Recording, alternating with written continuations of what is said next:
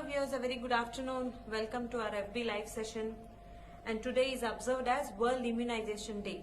So on this occasion, today we are doing a live session on adults vaccination. And today for our session, we have with us Dr. J. Sreekanth sir, who is a Senior Consultant Internal Medicine and Professor of Internal Medicine at Macquarie University, Australia. And sir is also a coordinator for our health check program at Apollo Hospitals, Hyderabad.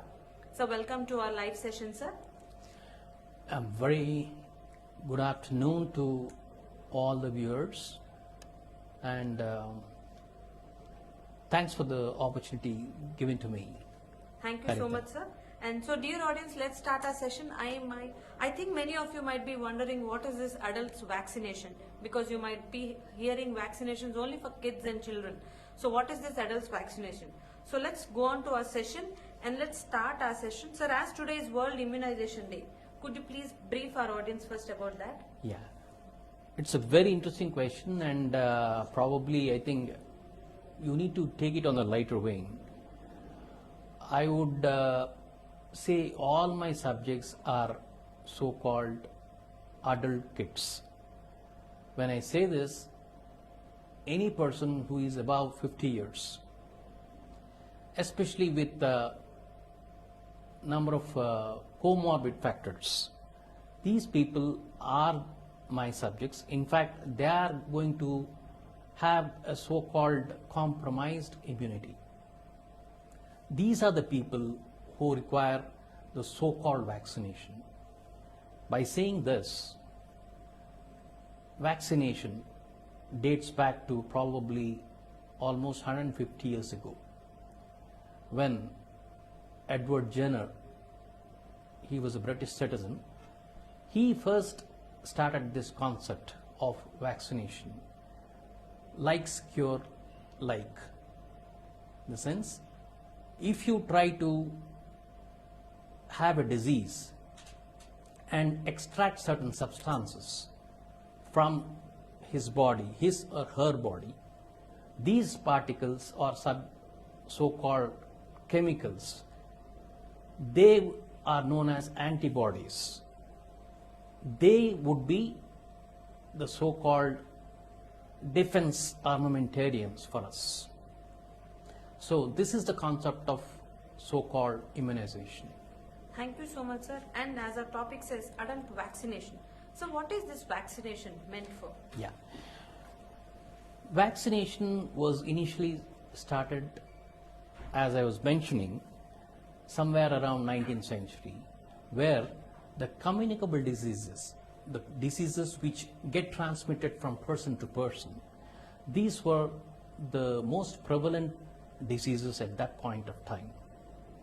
So almost all the scientists were head bogged with discovering something which is going to help, and in this they have stepped ahead and sorted off an important aspect of building up the defense mechanisms of the body. So this is the concept of immunology or immunity. So by giving the so-called vaccines, you are trying to boost up your defense mechanisms or defense so-called organelle, the organs which are responsible for our fighting spirits. So this is the concept of vaccination or immunization. So as you were mentioning that vaccination is nothing but increasing the immunity. So what is this immunization or the immunity system that our body has? Because at this COVID times, everybody and all the doctors are saying increase your immunity power, that will help and all. So please elaborate a bit. See, immunity is nothing but building up our defense, just like acquiring your Rafales or MiG jets from abroad. This is similar to that. There is not one single organ which is responsible. You have organs like spleen, the blood components, the various blood cells which help in the so-called building of the defenses. Like you can start off with a small bullet and go till the rockets and the so-called ICBMs, like that. So similarly, you have various aspects of immunity. You can talk of several vitamins, several antioxidants, which are going to be of help in boosting up our defense mechanism, that is the immunity. Apart from that, there are some cells which produce certain substances known as antibodies. Antigen is a foreigner, a substance which tries to cause injury to one organ or multiple organs. And this is the common scenario of any infection. And in turn, this would lead to a so-called a mini tsunami or a major tsunami in the body. That would lead to the production of various substances which we call antibodies. There are several antibodies. Let's not go into the details of it. But specific antibodies are produced against certain set of diseases. So these antibodies, they are the fighting substances. They are just like the policeman or the CRP. They are going to fight against the infection. So by extracting those antibodies by different mechanisms and injecting them to the vulnerable population, the person who is affected gets immunized. This is what is known as a passive immunization. You are giving the ready-made antibodies. Now I'm going to elaborate on what is known as active immunization. In the sense, subclinically you are going to inject a so-called antigen or a foreign substance, and this is likely to produce again a mini subclinical infection in the body. The net result is again the antibodies are produced and the body tries to defend itself. This is the concept of active immunization. So there are two types of immunization, active and passive. Thank you so much, sir. So before we go further, we have a couple of questions from an audience. I'll be taking them. So one of the question is a little typical. US Army has an immunity boosting vaccine for their soldiers. So will it be available for Indian citizens? You have different types of vaccines. I'm sure that our Indian Army is the second, apart from the US Army. The Indian Army is ranked second. So probably they have done, especially the medical fraternity working for the Indian Army has done enough groundwork with regards to that, and we'll come to that during the concept of our adult vaccination program. Thank you, sir. And the next question is, how can diabetic and hypertensive patients improve immunity? What vaccinations are they supposed to take? Again, a perfect question. This would answer to our the so-called an adjunct to our health check program. Sir, sorry to interrupt. Yeah. There is one more question related to same. I think you can answer both at a time. Yeah. I'm 68-year-old diabetic person with high blood pressure, and I've even got done my heart operation done 10 years back. Please suggest vaccinations for me at this time. Yeah. Both are interlinked. Good, sir. So we are coming to that right now. As I was mentioning, there is a so-called a wrong notion amongst the public, especially in India, that the vaccination is meant only for the kids. Well, partly it is true, but as the age advances, the natural immunity, this so-called defense mechanisms, they go haywire. Thanks to the various lifestyle diseases which have sprung up, and then they are causing havoc and changes in the body. So this leads to a compromised immunity. Diabetes, hypertension, stress, and various other factors like chronic obstructive pulmonary diseases. These are all the lifestyle diseases which we are dealing with. They all cause changes in our immunity, and that makes the population more vulnerable. So, sir, you are 68-year-old, you are a diabetic, hypertensive, you have already undergone the bypass surgery. From the medical point of view, you are immunocompromised in the sense you have immunity, but that's at a lower level. So you need to be vaccinated just like any other kid. You have some set of vaccinations to be taken, which we are going to elaborate. Thank you so much, sir. And coming to the next question, sir, when we were talking about this immunity, sir, are there any types in these immunities, like immunization or the immunity systems that we have? See, there are, broadly speaking, you have two types of immunity: active immunity and passive immunity. As I was mentioning just few minutes ago, active immunity is something which the body itself would produce by having a mild subclinical infection. The infection is not overt, and this is possible by giving a vaccine, either attenuated vaccine. When I say this word attenuated, it is just like a cobra which is live but with the fangs taken out. So the venom is not being injected, but it is alive. So it still has the capacity to bite. So bite will not give rise to mortality. It is just like that. So subclinically, a person gets infected and he develops the antibodies. This is the active immunization. So by giving this so-called vaccine, which is an attenuated form, you are allowing the immunity to develop on its own. This is active immunity. Passive immunization is something which is being given and on an emergency state, when a person is not in a position to build up his immunity. So you order for a ready-made, just like you might have heard in the papers now, giving the convalescent plasma for COVID-19 patients. A person who is already affected with COVID, he develops antibodies, and the antibodies are taken out from that patient and injected to the person who is in need. This is the passive immunization. So there are broadly two different types. Thank you so much, sir. And we have one more question, sir, from an audience. Will vaccine help asymptomatic COVID person?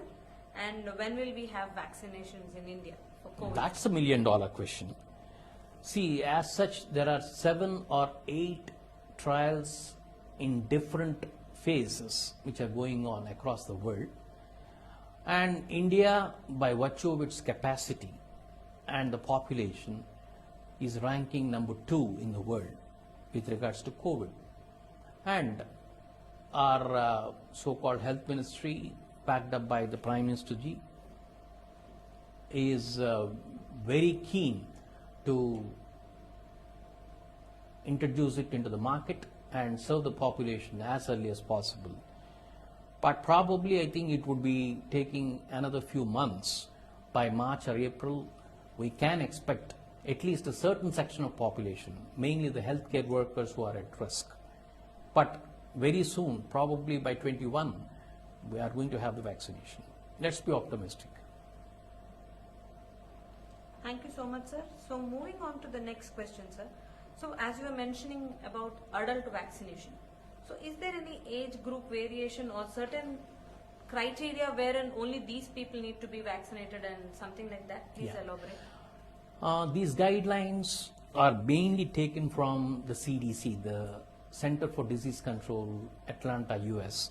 We don't have the proper Indian guidelines as yet, but I hope that the concept catches up, because we at Apollo, we have strived hard, and along with my team of pulmonologists, then intensive care and ID, we have seen and we have impressed upon our chairman, and it is now incorporated into the health check program which we run, and which is probably the best in Asia, not only Asia, because we keep getting patients and subjects from different parts of the world. So that's how it's going to help.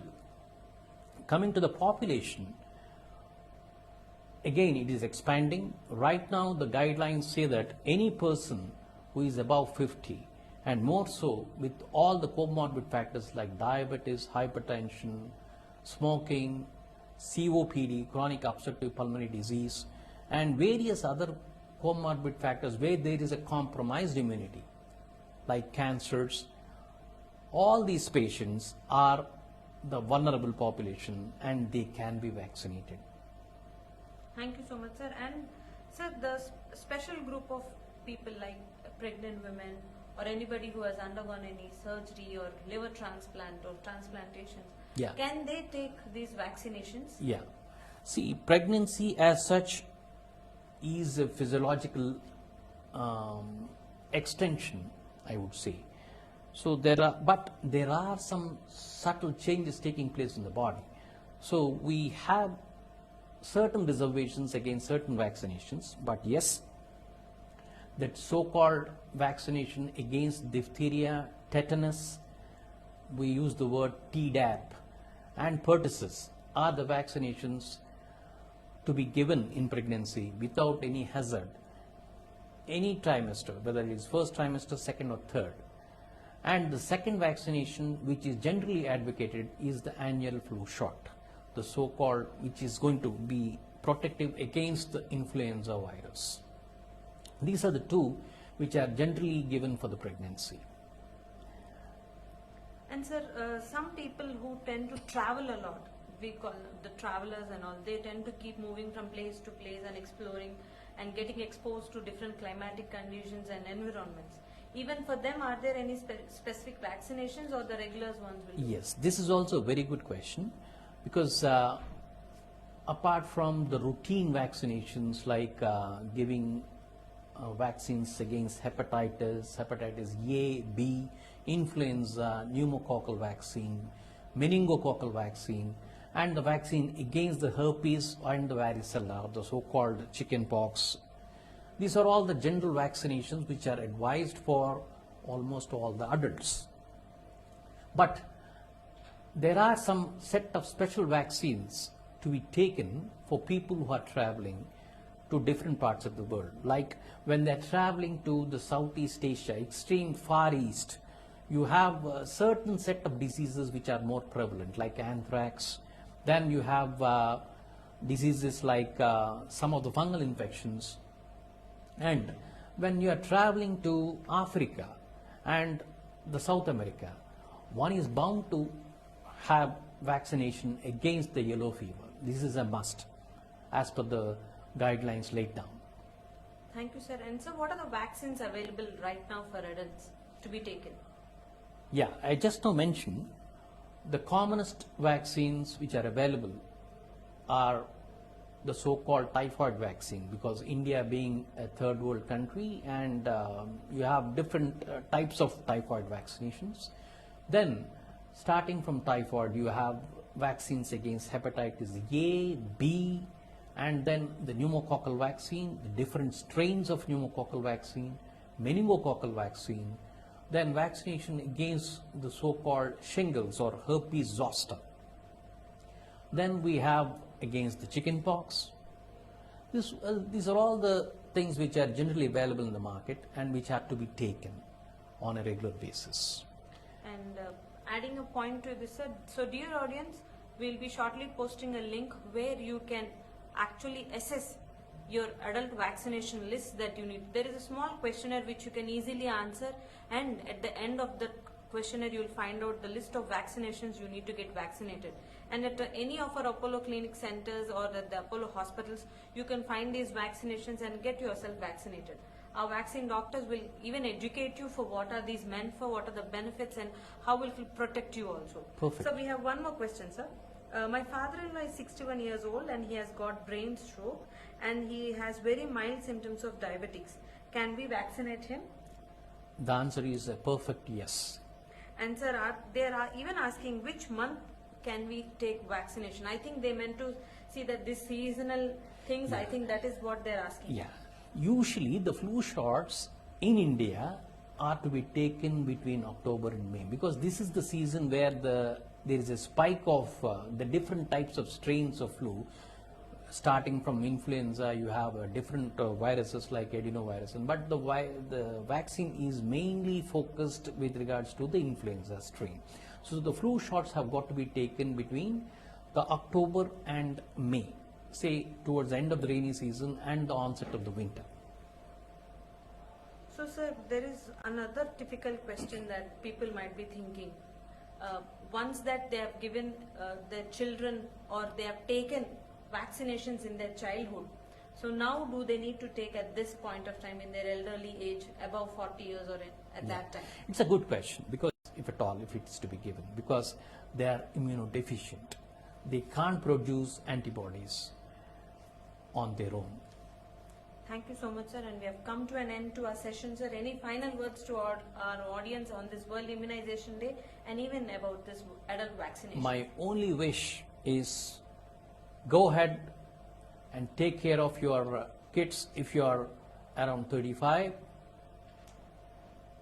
and adults who are obviously more than 50, vaccinate them, treat them, manage them like adult kids.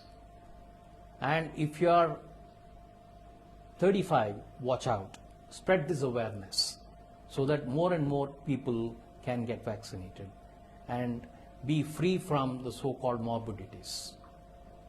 Good luck. Thank you so much. Thank you so much, sir, and thank you, dear audience, for tuning in. Stay tuned for more such live sessions, and shortly we'll be updating the vaccination assessment link in the text box. You can check it out there. Thank you so much. Thank you, sir. Thank you.